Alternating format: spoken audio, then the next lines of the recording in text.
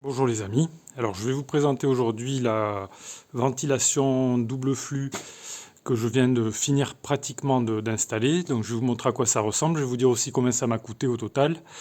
Alors on va aller voir ça tout de suite. Donc la VMC double flux, donc elle se trouve disposée dans les combles perdus, comme vous pouvez voir ici. Voilà, c'est ce caisson là.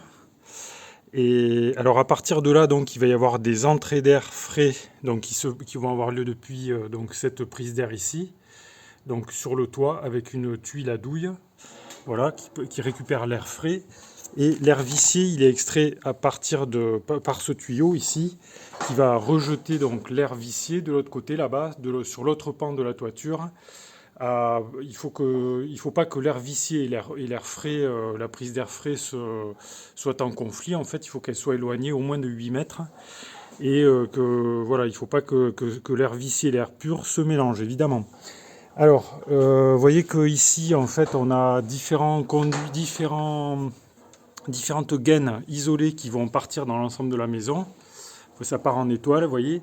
Donc il y en a dans toutes les pièces en fait. Ici, alors il y a des bouches, il y a différentes bouches d'insufflation et d'extraction d'air. Vous voyez que ça part dans tous les sens, dans toutes les pièces quoi. Donc ici la grosse qu'on voit là au fond là, ça c'est pour l'extraction d'air vicié de la cuisine. Et vous voyez que ici on a un répartiteur là qui va s'occuper en réalité d'insuffler l'air qui est récupéré dans les pièces et de l'insuffler donc dans les pièces, l'air qui va être donc réchauffé, on va dire ça comme ça.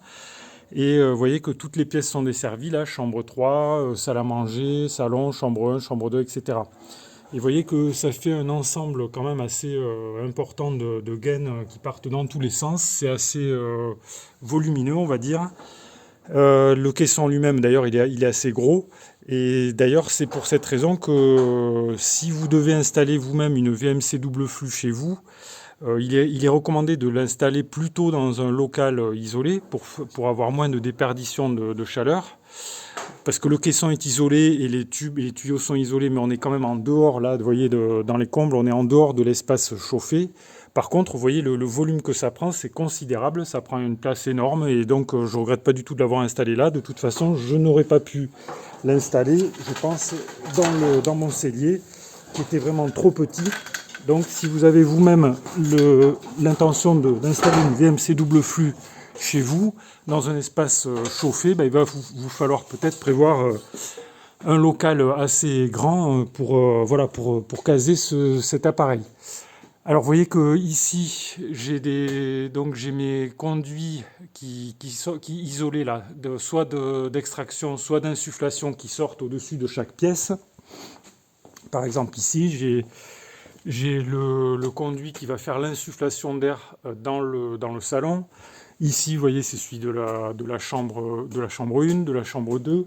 Ici, j'ai l'extraction d'air des WC. Ça, c'est la colonne d'air, hein, ça n'a rien à voir, là, ce tube gris, là. Voilà. Et après, vous voyez, par exemple, ici encore, on va trouver la gaine de la cuisine, quoi, qui va extraire l'air vicié de la cuisine.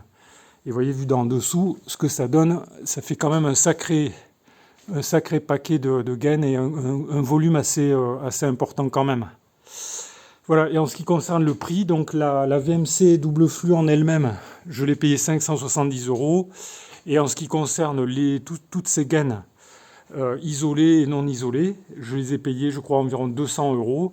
Donc vous voyez que ça fait l'installation, en fait, ça me revient environ à 800 €, ce qui est pas excessif quand même. C'est beaucoup moins cher, je pense, que certaines solutions actuelles qui sont peut-être avec un rendement bien supérieur, mais un prix aussi extrêmement élevé. Voilà les amis, donc dites-moi dans les commentaires si vous avez des réflexions, voilà, des commentaires, des remarques à faire. Vous pouvez les faire dans le fil de discussion sous la vidéo. Abonnez-vous à la chaîne si vous ne l'avez pas encore fait, c'est gratuit, puis vous verrez un petit peu l'évolution du chantier. Et vous pouvez également cliquer sur le pouce j'aime sous la vidéo si la vidéo vous a intéressé. Je vous remercie pour votre attention et je vous dis à bientôt pour de nouvelles vidéos.